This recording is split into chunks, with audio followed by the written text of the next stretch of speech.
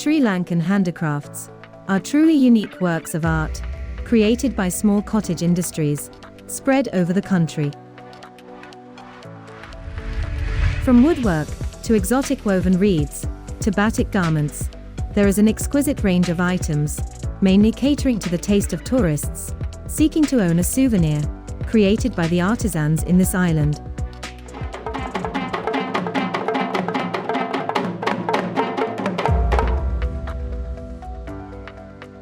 Sri Lankan metal craft consists of fashioning small objects made from steel, copper, brass, and aluminium. Of course, high-end jewelry is fashioned from silver and gold. Using these expensive metals is out of the range of small cottage industries. The raw material is generally sourced from recycling scraps, salvaged from other discarded materials. Pieces of electrical wire or aluminium beer cans are often used as the source for expensive metals. A foundry is the location where metal craft work gets created and embellished. Once the raw material is sourced and sorted, the first step is to melt the metal using a furnace.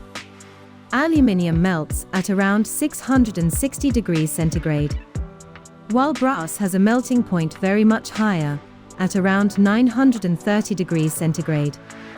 Steel may require around 1300 to 1500 degrees centigrade of heat to bring it to a liquid form.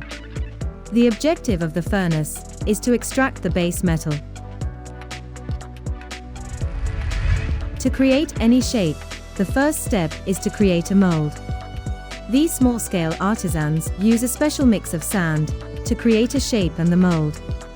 These casting flasks are made from sand and a bonding agent like clay to develop strength and elasticity. The sand is contained in frames, called mold boxes or casting frames. The pattern of the item to be created is embedded into the sand, and a path for the metal to be poured in is also made. The molten metal is then poured into the casting flask, and this is allowed to cool for several minutes. The rough shape is now ready for the final steps of finishing. Portions of the object may be removed by hammering or using a milling machine. Any areas which need to be cut into can also be done at this stage. The final step is the polishing of the item, which adds the shine and luster. Several stages of polishing and buffing wheels all contribute to the final look of the object created. It takes a highly labor-intensive, skilled process of steps, from smelting to polishing, to arrive at a beautiful finished product.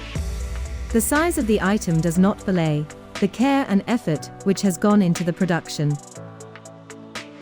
Not just fashioning works of handcrafted metal, these items in most cases are the result of upcycling discarded objects, which often end up in landfills.